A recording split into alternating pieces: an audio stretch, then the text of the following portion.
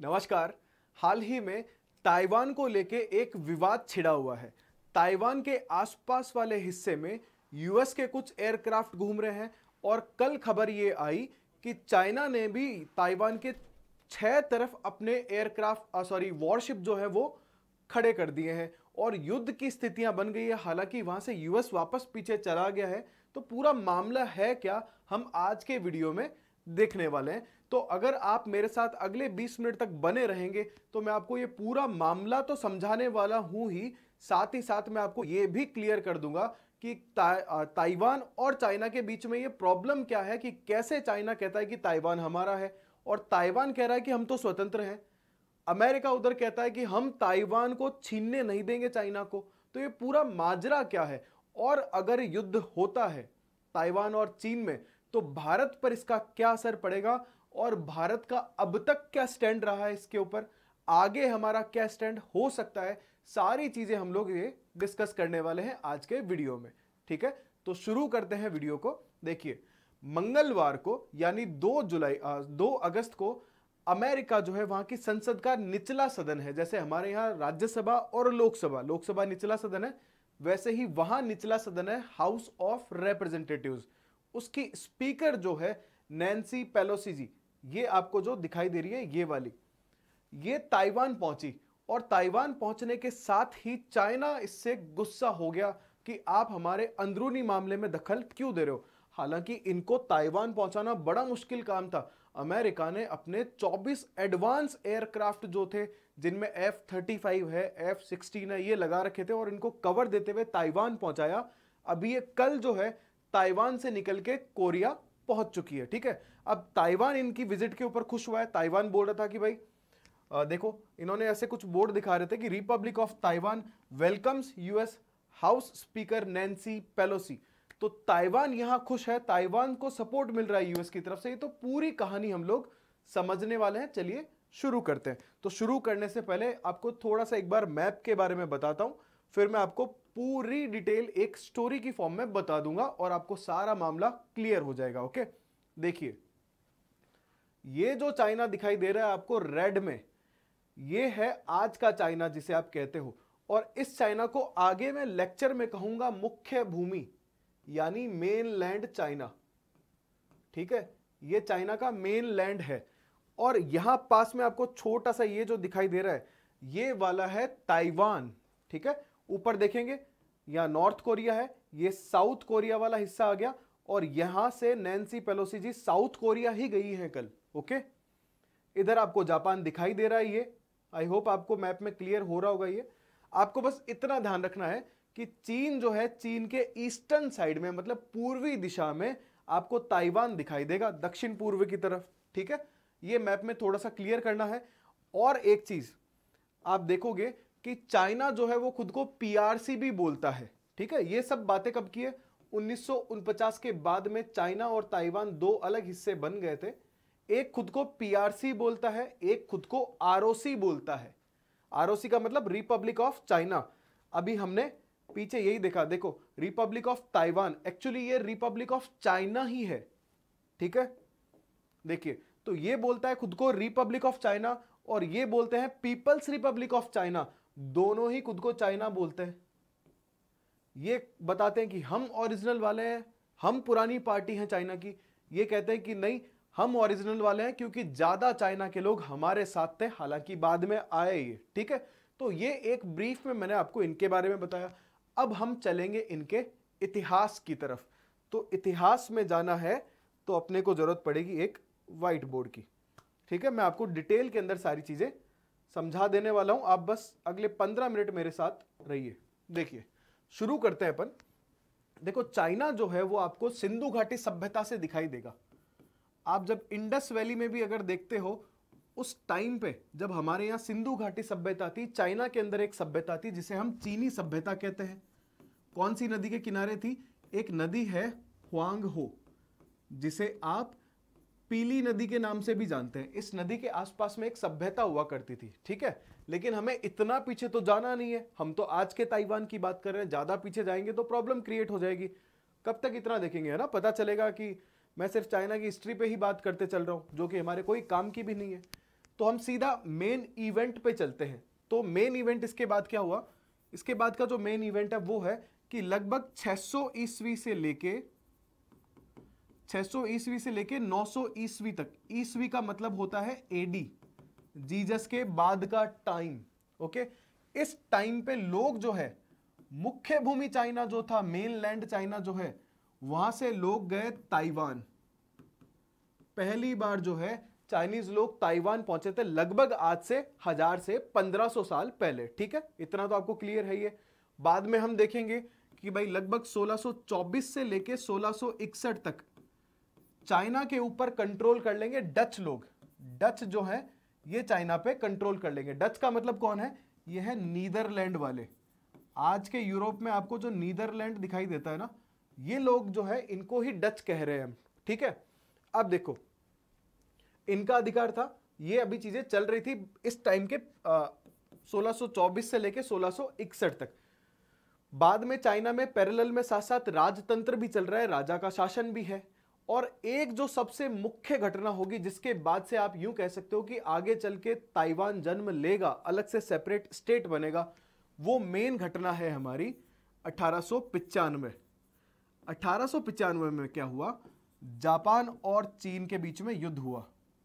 Actually युद्ध क्या हुआ, जापान ने अटैक कर दिया चीन के ऊपर। उस समय चीन इतना ताकतवर नहीं हुआ करता था। एक समय था जब चीन के अंदर कोई सैनिक बनता था तो उसे बुरा समझा जाता था, शर्म का काम समझा जाता था। और आज चाइना इतना पावरफुल हो गया है कि उसको रोकने के लिए अमेरिका 4-5 देशों को लेता है अपने साथ में। एग्जाम्पल देता हूं मैं आपको, जैसे क्वाड है, क्वाड में आपको पता होगा जापान, ऑस्ट्रेलिया, अमेरिका, इंडिया, 4 देशों का ग्रुप था। अभी हाल ही में एक और ग्रुप बना है जिसे हम I2U2 बोलते हैं। तो एशिया का बीमार राज्य है और एक ऐसी जगह जहां सैनिक बनना शर्म का काम था, वो आज ऐसी स्थिति में है कि दुनिया के पावरफुल देशों को उसको रोकने के लिए आगे आना पड़ रहा है, लेकिन फिर भी कंट्रोल नहीं कर पा रहे हैं भाई। ठीक है, देखिए अब इसके बाद क्या होगा, जापान इनके ऊपर अटैक कर देगा और अटैक करने के बाद में ताइवान वाला जो हिस्सा है ये जापान के कंट्रोल में आ जाएगा। जापान पूरे पेनिनसुला पे कंट्रोल कर लेगा। एक्चुअली पेनिनसुला कौन सा, जो कोरियाई प्रायद्वीप है, मैप में देखिए, कोरियाई प्रायद्वीप का मतलब हुआ जापान आपको यहां दिखाई दे ही रहा है, ये जो पूरा हिस्सा आपको दिखाई दे रहा है, इस कोरियाई प्रायद्वीप पे तो कब्जा करेगा ही करेगा और बोलेगा भाई देखो ये जो छोटे मोटे द्वीप है ना, ये सारे हमारे हैं, तो ताइवान जो है हमें दे दो। और चाइना को मजबूरी में इनको सौंपना पड़ेगा क्योंकि चीन ताकतवर नहीं था। यहां से चीजें अगेंस्ट जाने लगी, विपरीत जाने लगी, किसके, जापान के राजतंत्र के। ठीक है, और आगे चल के एक विद्रोह होगा, एक क्रांति आएगी। क्रांति होगी 1911 में और चीन में राजतंत्र की समाप्ति हो जाएगी। चीन में राजतंत्र जो है वो समाप्त। ठीक है, यहां तक तो आपको आई थिंक कोई प्रॉब्लम हुई नहीं होगी। अब आपको पता है जैसे हमारे यहां से ब्रिटिश गए थे, अंग्रेज जब गए तो सत्ता सौंप के गए किसी को, तो जब राजा जाएगा तो कोई तो आएगा ना पावर में। तो उस समय एक पार्टी बहुत फेमस हुई और पार्टी का नाम था KMT। चाइना में ऐसा ही नाम अजीब सा, इसको कहेंगे कुओमिंटांग। मैं लिख देता हूं यहां पे, कुओमिंटांग, ये नाम है भाई इसका, कुओमिंटांग। ये पार्टी सत्ता में आती है और इस पार्टी की जो स्थापना करेंगे उनका नाम था सन यात सेन। ठीक है, सन यात सेन, इनका नाम आपने सुना होगा। इनके बारे में पूछा भी जाता है कि KMT पार्टी जो है उसके फाउंडर कौन थे, तो याद रखना है सन यात सेन जो है वो सत्ता में आएंगे और KMT पार्टी पूरी तरीके से सत्ता में आ जाने वाली है। ये मॉडर्नाइजेशन की बात करेंगे, ये कहेंगे कि हम चीन को जो है और ताकतवर बनाएंगे, हम आगे चल के ताइवान इनसे लेंगे और इस तरीके की बातें की जाती है। कहते हैं कि भाई यूरोप के देशों से भी हम कांटेक्ट करेंगे, खुद को और पावरफुल बनाएंगे, यहां जो है उद्योगों को बढ़ाएंगे हम लोग। ठीक है, इस तरीके की बातें चाइना के अंदर चलने लगती है। 1911 का टाइम है। 1914 से लेके 18 तक अगर 18 में आप देखेंगे कि वर्ल्ड वॉर हो जाने वाला है, पहला विश्व युद्ध होगा। तो 1914 से लेके 1918 तक आपको प्रथम विश्व युद्ध दिखाई देगा। ठीक है, फर्स्ट वर्ल्ड वॉर हो गया। इस फर्स्ट वर्ल्ड वॉर में क्या होगा कि केएमटी पार्टी जो है वो सपोर्ट करेगी ब्रिटेन वाले धड़े को और बोलेगी कि भाई आप अगर जीतो तो आपको जीतने के बाद क्या करना है, हमारा एक हिस्सा है, हमारा हिस्सा मतलब चाइना का एक हिस्सा जो है उस समय जर्मनी के पास था, उस जगह का नाम था शांतुंग। तो बोला इन्होंने कि अगर आप जीतोगे हम आपको सपोर्ट करेंगे पूरी तरीके से, हमारी आर्मी चाहिए, आर्मी ले लो, जो कुछ भी हो सकता है चाइना से। चाइना ने किया और बोला कि आप हमें शांतुंग दे देना। शांतुंग की लोकेशन दिखा देता हूं, कोरियन पेनिनसुला के पास ये वाला हिस्सा जो आपको दिखाई दे रहा है बाहर निकला हुआ, ये था शांतुंग प्रोविंस। आई होप आपको क्लियर दिखाई दे रहा होगा इसमें, ये शांतुंग प्रोविंस था। ठीक है, तो बात हो गई कि भाई ठीक है हम आपको दे देंगे, लेकिन उस समय जापान भी तो पावरफुल था। जापान ने एक सीक्रेट ट्रीटी कर ली यूके वालों से और उनको कहा कि जर्मनी जब हारेगा तो शांतुंग हमें दे देना, और हुआ भी ऐसा ही। 1919 में शांतुंग जो है वो मिल गया जापान को। और यहां चीनी लोग जो थे उन्होंने काफी खुद को ठगा हुआ महसूस किया कि यार हमें तो एक तरह से ठग लिया, इतना सब कुछ किया हमने यूके वालों के लिए, और इन लोगों ने हमारा जो प्रोविंस है वो जापान को दे दिया। हालांकि जापान पावरफुल हुआ करता था। तो यहां से केएमटी पार्टी जो है उसके बारे में लोगों में थोड़ा अविश्वास जागा। लोगों ने कहना शुरू किया कि यार केएमटी वालों में दम नहीं है, उनकी मांगे ही नहीं मान रहा कोई। जैसा कांग्रेस के टाइम पे हुआ था गांधी जी के साथ, गांधी जी ने कहा था कि हम आपको सेकेंड वर्ल्ड वॉर में सपोर्ट करेंगे, उससे पहले फर्स्ट वर्ल्ड वॉर में सपोर्ट करने की बातें हुई थी कि आप हमें डोमिनियन स्टेटस दे देना, लेकिन मिला कुछ नहीं था। उससे गांधी जी की छवि को नुकसान ही तो पहुंचा था। सेम यहां हुआ, यहां केएमटी पार्टी की छवि को नुकसान पहुंचा और आगे चल के एक नई पार्टी ने जन्म लेना शुरू किया। और समय आता है 1921 का। 1921 में एक नई पार्टी बनेगी जिसे हम कहते हैं सीसीपी, चाइनीज कम्युनिस्ट पार्टी। ठीक है, इसका नाम रखा गया चाइनीज कम्युनिस्ट पार्टी। ये पार्टी आपको आज भी दिखाई देती है आज के चाइना के अंदर। ठीक है, यहां तक की स्टोरी आपको समझ आ रही होगी। और इस पार्टी का जो फाउंडर है वो थे माओ त्से तुंग। माओ त्से तुंग ये पार्टी के फाउंडर बने। अब केएमटी जो है, केएमटी के पास में रिसोर्सेज ज्यादा है, केएमटी पुरानी पार्टी है, सत्ता पे कब्जा भी उनका ही है, राजतंत्र नहीं है पूरे चीन में अभी। और ये जो केएमटी है पूरे चीन के ऊपर कब्जा कर रही है। यहां इस टाइम पे क्या है, सिंगल पार्टी रूल है, एक ही पार्टी रूल कर रही है, सिंगल पार्टी। ठीक है, एकल पार्टी आप जिसको कह सकते हो, उस एक ही पार्टी का रूल है और वो है केएमटी। और उभर रही है सीसीपी, ये उभरने नहीं देंगे। और यहां से शुरू होगा गृह युद्ध। गृह युद्ध किसके बीच में, सामने होंगे सीसीपी वाले और एक तरफ होंगे केएमटी वाले। केएमटी वालों को ज्यादा खतरा लगेगा सीसीपी वालों से। क्यों होगा ऐसा? ऐसा इसलिए होगा कि सीसीपी जो है वो ज्यादातर बात करती थी किसानों की, और चीन में उस समय लगभग 90% किसान थे भाई। ठीक है, और केएमटी जो है, केएमटी बात करती थी उद्योगों की। तो उद्योगपति कितने होते हैं उस समय के चीन में, देखोगे तो लगभग 10%, इससे ज्यादा थे नहीं। तो इन दोनों के बीच में लड़ाइयां शुरू हो गई और केएमटी पार्टी वालों को लगा कि हमें इन सीसीपी वालों को ठिकाने लगाना पड़ेगा। और कई बार तो नौबत यह आ गई कि केएमटी वालों ने अपनी 5-5, 10-10 लाख की आर्मी सिर्फ सीसीपी वालों को मारने के लिए भेज दी।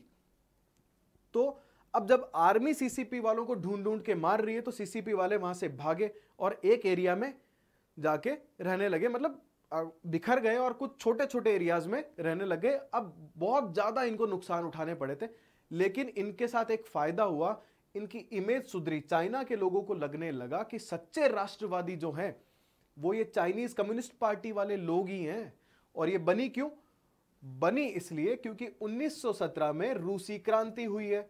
और रूसी क्रांति में क्या हुआ? रूसी क्रांति में हमने देखा था कि रूस में जार जो था, जार का शासन खत्म हो गया। जार कौन है? एक तरह से वहां का राजा था। जार का शासन जो है खत्म हो गया था और वहां साम्यवाद आया था, कम्युनिस्ट गवर्नमेंट आई थी। सेम चाइना में हुआ, लेकिन वहां क्या था, वहां औद्योगिक श्रमिक जो थे, उद्योगों में काम करने वाले श्रमिक जो थे, वो केंद्र में थे क्रांति के। यहां सीसीपी ने ऐसा नहीं किया। सीसीपी ने श्रमिकों को केंद्र में नहीं रखा, इन्होंने किसानों को रखा। केएमटी सपोर्ट करती उद्योगों को, सीसीपी की कर रही थी किसानों को। यहां से गृह युद्ध की शुरुआत हुई, आपस में लड़ते रहे और सीसीपी काफी कमजोर हो गई, लेकिन लोगों का समर्थन प्राप्त हुआ। ठीक है, फिर हिस्ट्री के अंदर एक चीज और हुई और साल आता है 1937 का। 1937 के अंदर क्या होगा कि जापान जो है वो चाइना के मंचूरिया पे कब्जा कर लेगा और चीनी लोगों के ऊपर भयंकर अत्याचार करेगा जितने वो कर सकता था। इसमें लगभग 2 लाख लोगों को मारा गया और 40,000 से ज्यादा लड़कियों और औरतों के साथ रेप किए गए। और मतलब जापानी लोग जिस हद तक जा सकते थे वो गए, लोगों को जिंदा गाड़ देते थे चाइना के अंदर, उन्होंने ये सब किया। और यहां से क्या हुआ, जब जापान, और इसे आप अगर गूगल करना चाहोगे तो इसका आपको नाम मिलेगा नैनकिंग मैसेकर। आप गूगल पे जाके नैनकिंग मैसेकर डालिए, 1937 के नैनकिंग मैसेकर की फोटोज और काफी चीजें आपको मिल जाने वाली है। यहां से केएमटी और सीसीपी दोनों एक हो गए, क्योंकि अब देश की बात थी ना भाई, दोनों पार्टियां एक हो गई और दोनों ने इनके खिलाफ लड़ाई लड़ने की सोची, अपनी तरफ से लड़ भी रहे थे। और शुरुआत हो गई थी दूसरे विश्व युद्ध की। 1939 से लेके 1945 तक हम देखेंगे कि दूसरा विश्व युद्ध चालू हो गया और जापान ने काफी हिस्सों पे इस तरफ कब्जा करना शुरू कर दिया। धीरे धीरे वर्ल्ड वॉर आगे बढ़ेगा और जापान 1945 में सरेंडर करेगा। याद आपको, अगले पेज पे चल रहा हूं मैं। 1945 के अंदर जापान में 2 जगह पे बॉम्ब गिरेगा, एक है हिरोशिमा और दूसरा है नागासाकी। इन पे बम गिरने के साथ ही जापान 1945 में सरेंडर कर देगा 15 अगस्त को। ठीक है, जापान हार गया है यहां पे।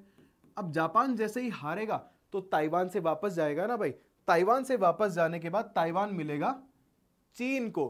और 1945 से लेके 1949 तक फिर से लड़ाई शुरू हो जाएगी, किसके बीच में, वही केएमटी पार्टी और वर्सेस कौन था, सीसीपी यानी communist party of China, Chinese communist party. ठीक है, इन दोनों के बीच में फिर से लड़ाई शुरू हो जाएगी, लेकिन इस बार पलड़ा भारी होगा सीसीपी का। क्यों? सीसीपी ने ग्राउंड लेवल पे बहुत अच्छा काम किया, किसानों पर पकड़ बनाई बहुत अच्छे से, और 90% जनता ने मिलके केएमटी वालों को धकेल दिया। सिर्फ एक द्वीप पे बस के रह गए ये लोग, भागना पड़ा केएमटी वालों को। और भाग के गए कहां, ताइवान पहुंचे ये। ठीक है, ये पहुंच गए ताइवान। अब चाइना ने कहना शुरू किया कि भाई ताइवान भी लेंगे हम लोग, लेकिन साल आ गया 1949 और 1945 के बाद आपने देखा कि शीत युद्ध शुरू हो गया था, कोल्ड वॉर जो है उसकी शुरुआत हो गई थी। ठीक है, यहां शीत युद्ध की शुरुआत हो गई। अब यूएसए बीच में आ गया और यूएसए ने चाइना को कहा, ये तो मुख्य भूमि चाइना है भाई। ठीक है, आई होप आपको चीजें क्लियर हो रही होगी। ये मुख्य भूमि चाइना है और यहां आपको ताइवान दिखाई दिया था। इनको कहा, यूएस चाहता था, यूएस को अच्छे से पता था कि भाई चाइना जो है, चाइना के बगल में यहां एक रशिया नाम का देश है। उस समय कोई कंपटीशन में अगर यूएस के कोई था तो रशिया ही था। तो इन्होंने कहा कि भाई एक काम करो, आप एक देश हो, दोहरी प्रणाली अपना लो। किसने कहा? यूएस ने चाइना वालों को कहा। दोहरी प्रणाली कैसे? कि यहां मुख्य भूमि पर तो राज करेगी सीसीपी, इनके अकॉर्डिंग चलेगा चाइना, और ताइवान पे कंट्रोल करेगी केएमटी पार्टी।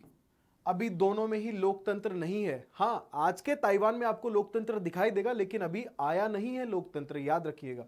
ठीक है, तो रशिया को काउंटर करने के लिए कि कल को यह जमीन उसके काम आ सके, यूएस ने ताइवान को अलग बने रहने दिया।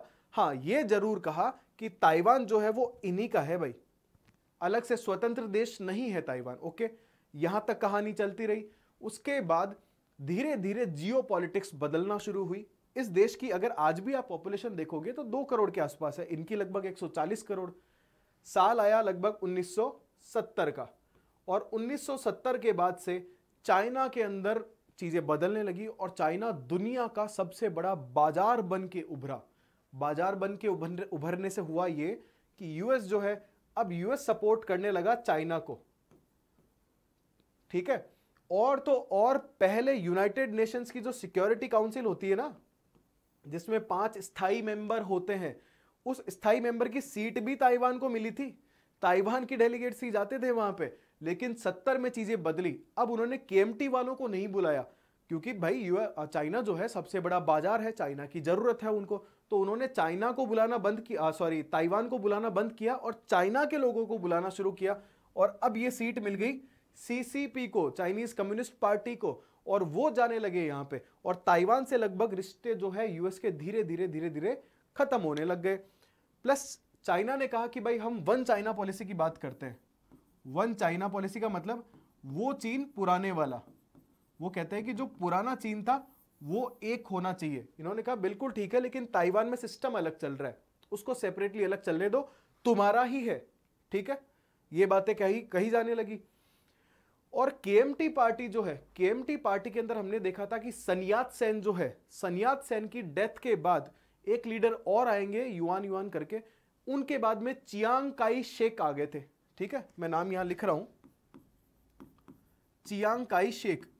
ताइवान में चियांग काई शेक जो है लगभग अपनी डेथ तक रहेंगे 1975 तक, ठीक है।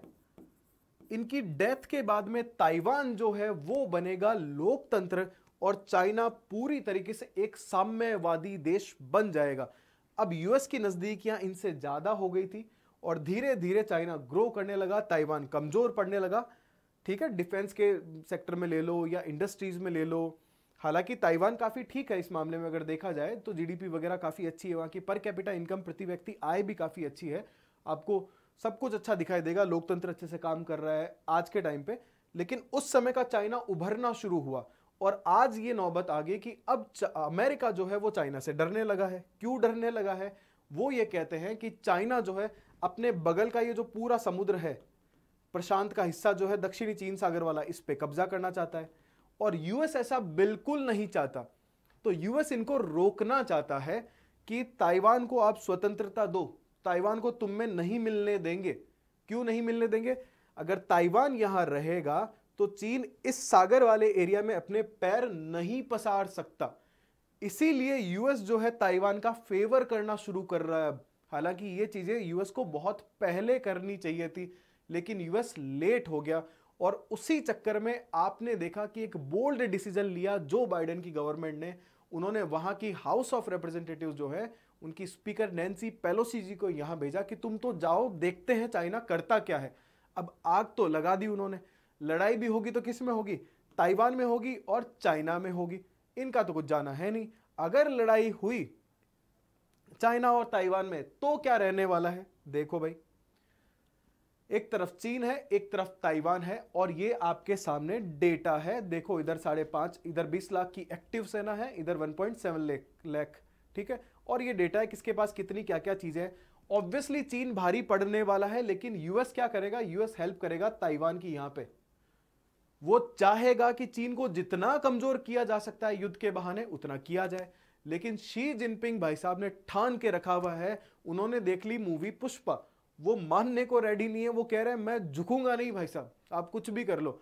जैसे ही यूएस की स्पीकर वापस गई साउथ कोरिया, आपने देखा कि ताइवान जो है, ताइवान के लगभग 6 तरफ इन्होंने अपने वॉरशिप लाके खड़े कर दिए। वॉरशिप का मतलब होता है जंगी जहाज, ठीक है। और कल तो हद ही कर दी, अपने कुछ एयरक्राफ्ट जो थे वो ताइवान की सीमा में घुसा दिए इन्होंने। कुल मिला के दुनिया के सामने एक मैसेज देना चाह रहे हैं कि आप कुछ भी कर लो, हम डरने वाले नहीं है। इवन यूएस के अगेंस्ट भी जाने की हिम्मत रखते हैं।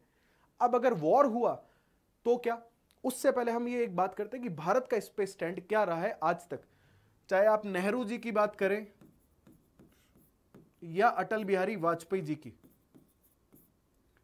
ठीक है, अटल जी की बात करें या नेहरू जी की, कहने का मतलब है बीजेपी और कांग्रेस सत्ता में अभी तक वही रहे। दोनों पार्टियों ने यह कहा है कि ताइवान जो है वो चीन का हिस्सा है, मुख्य भूमि चीन का ही हिस्सा है, ये हम मानते हैं। हमसे भी शायद ये गलती हुई जब हमें पता है कि हमारा अक्साई चीन, सियाचिन और अरुणाचल प्रदेश का कुछ हिस्सा इन्होंने दबाया हुआ है, तो हम ये इसके अगेंस्ट जा सकते थे। लेकिन अब मुझे ऐसा लग रहा है कि अब भारत ताइवान की तरफ बोलेगा, ना कि चीन की तरफ। हालांकि चीन हमसे रिक्वेस्ट करता है कि आप देखो हमारा हिस्सा है, लेकिन हम क्यों करें भाई? तुम्हें भी तो दिखाई दे रहा होगा ना कि पीओके हमारा हिस्सा है, अक्साई चीन हमारा हिस्सा है, सियाचिन हमारा हिस्सा है, अरुणाचल के ऊपर वाला जो दक्षिणी तिब्बत जिसको वो कहता है वो हमारा हिस्सा है। जब आप नहीं बोल रहे हमारी तरफ तो हम क्यों बोले? प्लस यूएस का स्टैंड भी अब ताइवान की तरफ आने लगा है, तो चीजें अब थोड़ी बदलेगी ऐसा लग रहा है, ठीक है। अब आगे जो है इतिहास आपको प्रॉपर मैंने वैसे समझा तो दिया है, लेकिन अगर डिटेल में चाहिए तो मैं साइड में चलता जा रहा हूं 2-2 सेकंड के गैप से। आप चाहो तो इसे लिख सकते हो, स्क्रीनशॉट ले सकते हो।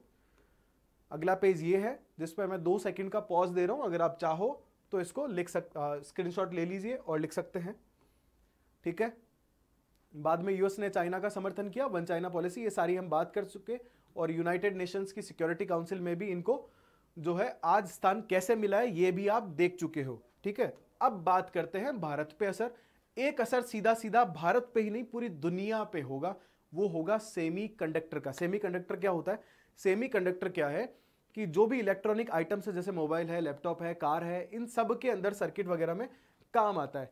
और ताइवान जो है दुनिया का लगभग 65% सेमीकंडक्टर का प्रोडक्शन करने वाला देश है। तो अगर ताइवान पे हमला होता है या ताइवान और चीन युद्ध में उलझते हैं तो दुनिया भर में इस इलेक्ट्रॉनिक चिप की कीमतें जरूर बढ़ जाने वाली है। भारत को और ज्यादा बड़ा नुकसान नहीं है फिलहाल के टाइम पे। अगर लड़ाई होती है तो पक्का है चीन कमजोर होना है, क्योंकि यूएस डायरेक्टली तो नहीं लड़ेगा लेकिन ताइवान को हथियार देगा, जैसा उसने दूसरे विश्व युद्ध में किया था। अमेरिका युद्ध में डायरेक्टली तब तक नहीं आया था जब तक जापान उनके हवाई द्वीप के ऊपर जाके हमला नहीं कर दिया था उसने। वो उससे पहले क्या कर रहा था? वो ब्रिटेन को, जर्मनी को, सबको हथियार बेच रहा था। बाद में सिर्फ ब्रिटेन को बेच रहा था, फ्रांस वालों को बेच रहा था।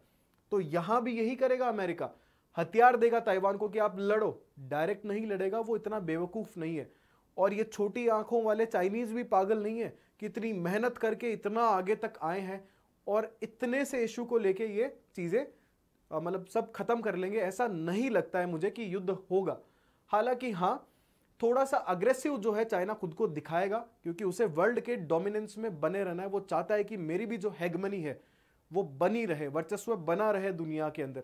तो वो ये छोटे मोटे कदम जरूर से उठाएगा, ठीक है। और मैं उम्मीद करता हूं आज के वीडियो के बाद आपको ताइवान वाले मुद्दे पे और कुछ जानने की जरूरत नहीं रहेगी। इतना आपके लिए सफिशिएंट है अगर आपने वीडियो को पूरा देखा है, ठीक है। अब आगे जब भी ताइवान से रिलेटेड मुद्दे आएंगे आप इजीली इनको कनेक्ट करके देख पाओगे कि हाँ इसलिए चाइना ऐसा कर रहा है। तो आपको समझ आया होगा कि दुनिया का इतिहास या किसी भी चीज का इतिहास जो है उसके वर्तमान को परिभाषित करता है। अगर इतिहास कुछ और है तो वर्तमान भी कुछ और होगा। तो आपको इतिहास पता है तो आप वर्तमान को इजीली समझ सकते हो, ठीक है। तो ये था मेरी तरफ से आज के वीडियो में। आई होप आपको पसंद आया होगा। अगर पसंद आता है तो अपने दोस्तों तक शेयर कीजिए और नॉलेज को पास करते रहिए। धन्यवाद। जय हिंद, जय भारत।